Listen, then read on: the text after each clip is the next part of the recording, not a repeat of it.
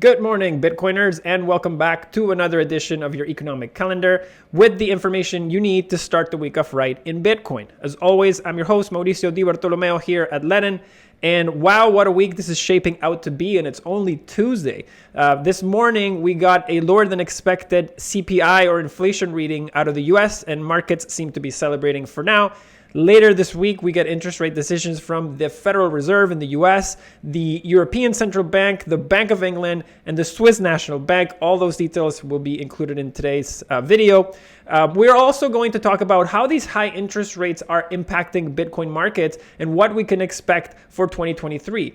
And last but certainly not least, we're going to be discussing a quick update on Mr. Sam Bankman-Fried, who was arrested in the Bahamas last night under instructions from the U.S. authorities. So lots to cover. Grab your coffees. It's going to be a great one. So starting as we usually do with Bitcoin, let's take a quick look at last week's price action. And we see that last week, Bitcoin price was effectively muted, dropping just 14 basis points from where it opened earlier in the week. And it closed at $17,085.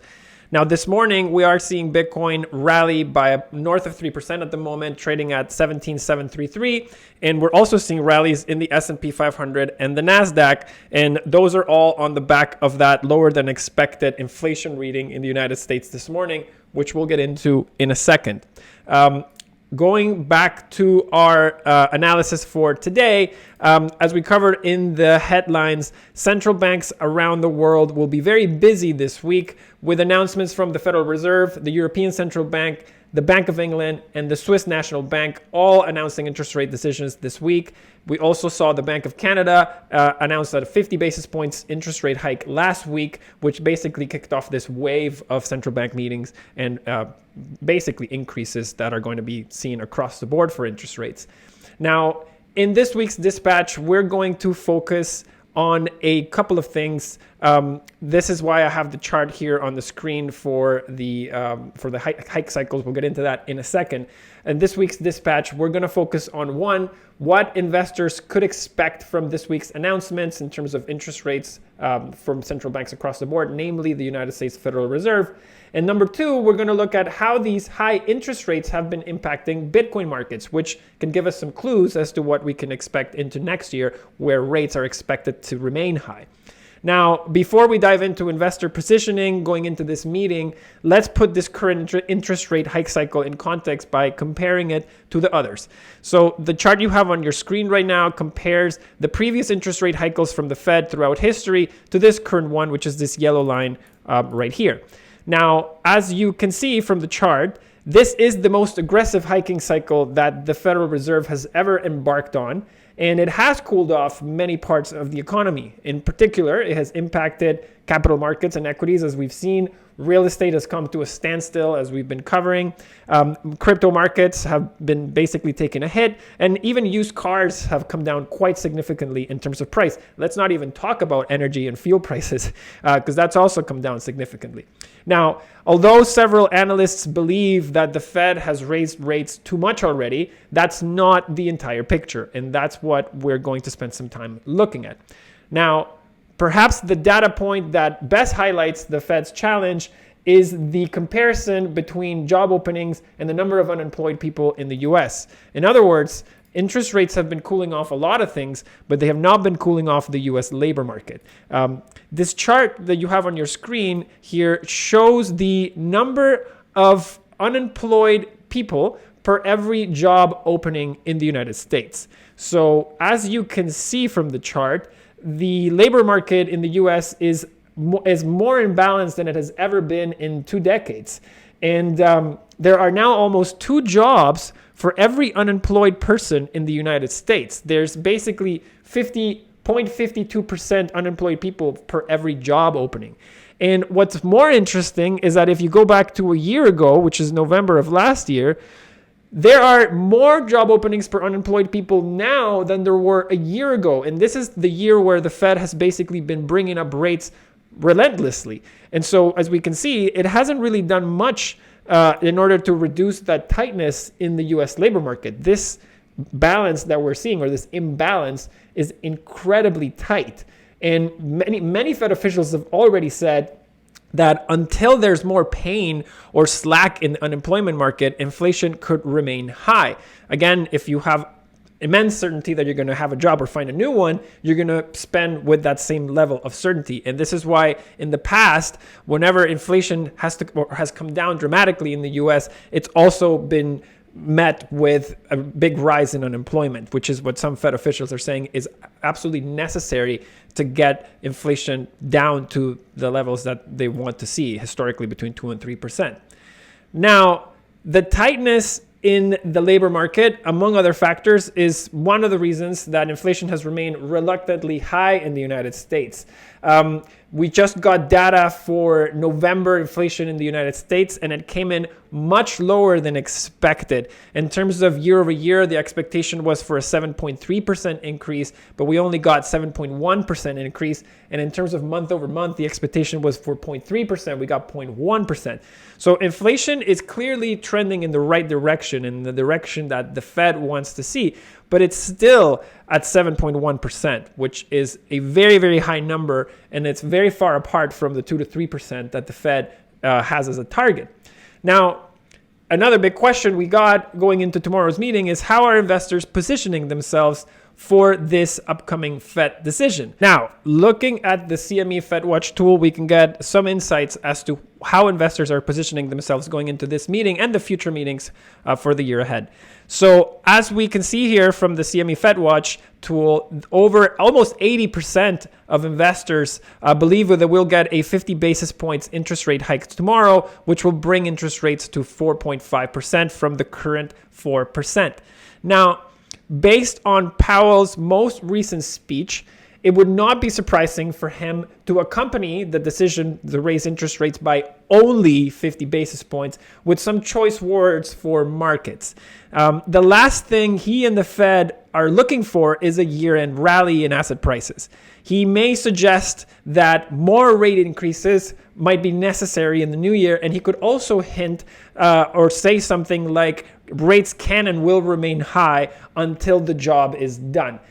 He's going to try to talk down markets, at least we believe, based on his last speech, and based also on the reaction from the inflation reading from this morning. That even raises the possibility of Mr. Powell and the Fed basically seeing a need to talk down markets a bit. Now, looking into 2023. Which is very interesting as well. Let's look at what investors are seeing for this interest rate decision, which comes on February 1st. So again, over 50% of investors believe that we're going to get another 25 basis points in February, come February. And if we look beyond that, if we look at March, again, almost 50% of investors believe that there's going to be another 25 basis points increase in March. And looking at May is when you start seeing a majority of investors take the view that rates are not going beyond that level of 5%. So again, if we look at March, we see that the majority of them basically is expecting rates to go to 5%. And if we look at the May meeting, we see that a big chunk of them are expecting rates to remain at that level. Now, what gets interesting is to see when investors see rates starting to come down. So again, even here in July, we see many of them believe that we're going to stay around that 5% range. But what gets interesting is if you look at towards the end of the year, you start seeing a majority of investors start basically positioning themselves for potential cuts in interest rates. And the first time in the year that we see that is for the November 2023 meeting. In essence, many investors are expecting interest rates to end the year of 2023 at 4.5%, which would be effectively exactly where rates would start the year come January if they raise 50 basis points tomorrow. So again, throughout 2023, investors are expecting rates to go up gradually, but to have to be cut to end at the same place where we start 2023. So all this to say that investors see rates ending 2023 in the same level that they would be starting 2023, which is a positive thing compared to this year. And it means that investors are expecting terminal rates for the Fed to be reached at some point in 2023. Now, let's discuss how these high interest rates have been impacting Bitcoin markets in particular. And for that, let's use a quick social experiment. Have any of you heard recently someone say, why would I hold X investment when I can get 4% return risk-free on US Treasuries? I know I have, and it's no surprise. Earning 4% risk-free and with a very short time commitment is a very attractive proposition in the current market. And this largely explains why US Treasuries have become such a black hole for investment capital recently. Now, the natural next question is, where are people getting the money to invest in treasuries? And the answer is almost always they're getting it from selling a riskier asset. Now, to illustrate this phenomenon, let's take a look at a few charts. First up, let's look at the aggregate exchange traded volume for Bitcoin over the last 12 months. And that is the chart you have on your screen right now. The black line is the market price of Bitcoin, and the blue line is the exchange traded volume in US dollar terms for Bitcoin throughout the year. Now, as you can see, both the blue line and the black line show pretty clear trends downward and to the right. But to illustrate just how aggressive the drop in volume has been, we see that at the start of the year, we were seeing a weekly average of basically almost $400 million traded per week. And today, that value is below $100 million. It's basically at $70 million per week, which is a huge drop from the 400 million or so that we were seeing trade hands every week at the beginning of the year. So again, this just shows that there is a lot of liquidity or investment capital that has been drained from this market and moved on to other sectors.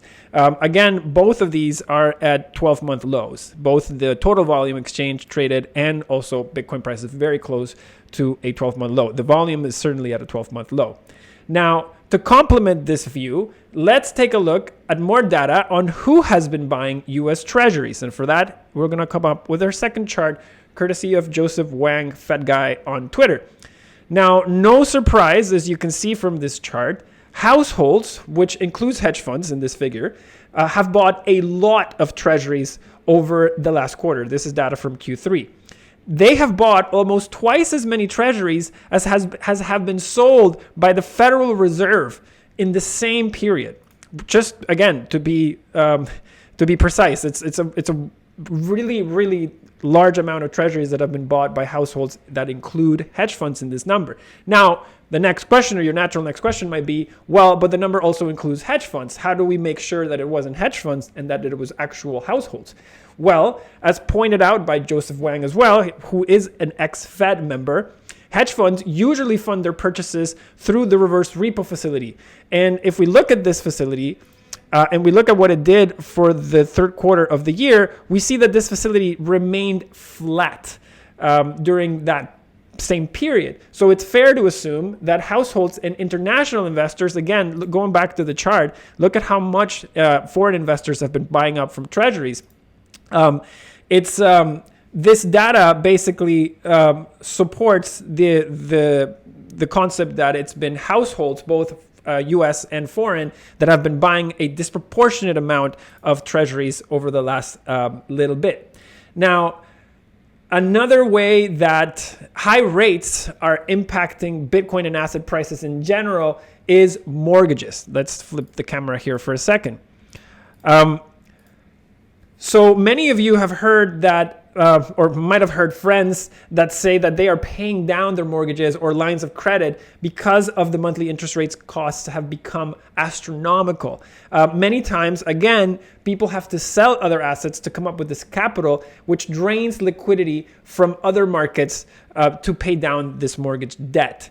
So now, having said that, let's take a quick look at the shape of the Bitcoin futures curves to see how investors are looking or pricing Bitcoin for the end of this year and for the first quarter of next year.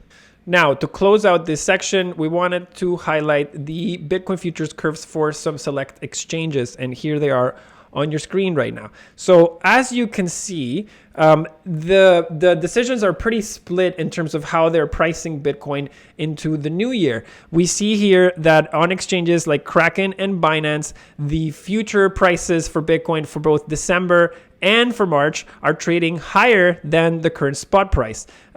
For March, Kraken Futures is pricing a 2.25 annualized premium between now and March, and Binance is pricing 1.44. But again, if we look at other exchanges like Deribit and BitMEX, we see that they are pricing Bitcoin for March delivery at a lower price than where it is currently trading. And the same holds true even if you go out to June. Both Deribit and BitMEX are seeing the June delivery prices of Bitcoin trading slightly below the spot price. So again, this type of future pricing or future projection of Bitcoin is consistent with the conservative projections for global liquidity and equity markets, as we'll dive into the S&P section, which is covered in our blog. So the link is down below if you want to check that out. But we do talk about the year-end targets and 2023 targets for the S&P 500 from both Goldman Sachs and Morgan Stanley.